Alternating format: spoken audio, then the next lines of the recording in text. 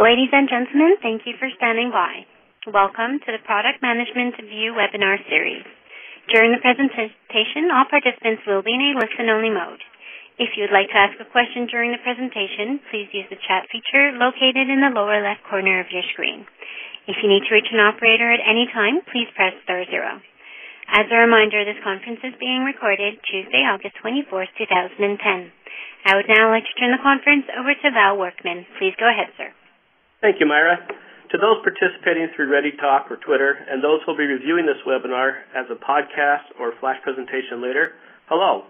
I'd like to welcome you to this new session of the Product Management View series. I'm Val Workman from Ryma Technology Solutions, one of the sponsors of this webinar. And if you'd like to present in the webinar series or propose a topic, you can do so by sending me an email at workmanv@rymatech.com. The PMV is all about sharing and distributing information and shared experiences of the members of our open community. And today, the PMV is the world's largest free repository of product management recordings. I'll be your moderator today, and slides will be posted for download about 2 hours after this presentation at the URL shown in the lower left corner in the chat box. It's my pleasure to welcome Linda Gorchels from the Wisconsin School of Business, who will be presenting Improving the Organizational Effectiveness of Product Management.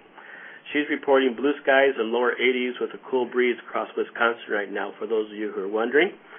And those of you who are using Twitter, you can follow and add additional conversation and questions using the Twitter hashtag #PMV during this webinar and continue conversation after the webinar.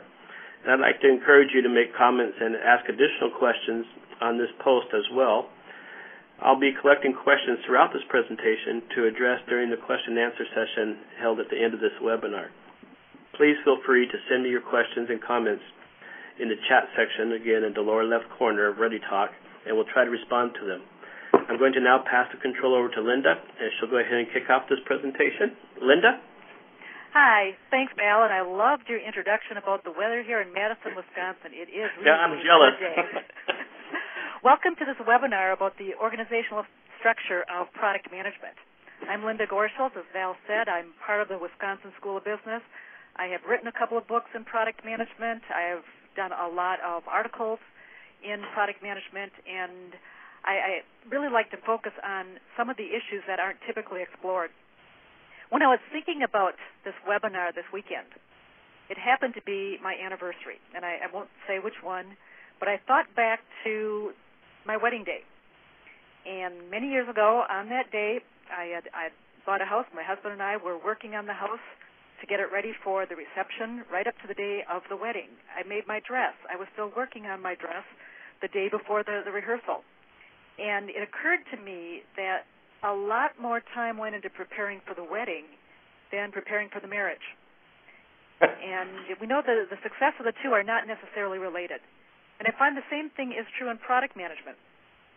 Sometimes we prepare very, very long for hiring a product manager, but not necessarily for the tenure, the organizational structure that is to follow that's going to really determine the success or potential success of that product manager. So that's why I want to spend a little bit of time talking about that. Because I have worked in this area for 20 years or so, a lot of people ask me if product management is the best organizational structure, the perfect organizational structure. And generally they're surprised when I say no, because it's only the best structure if it's the right one given a number of variables. And we want to look at some of those variables today. There is not any place that I've come across a 10 commandments of corporate success as it relates to product management. There are a lot of things that they're trade-offs that you have to make some decisions on. And you typically find that companies are doing something either because their competition does it or because someone mentioned this might be a good route rather than looking at all the things that are important. Now, I remember an article I read in Harvard Business Review several years ago, and the title of the article was What Really Works? And it talked about what really works in terms of management practices. And according to the authors, most of the management techniques they studied had no direct causal relationship to superior business performance. Rather, it was a strong grasp of the basics. And they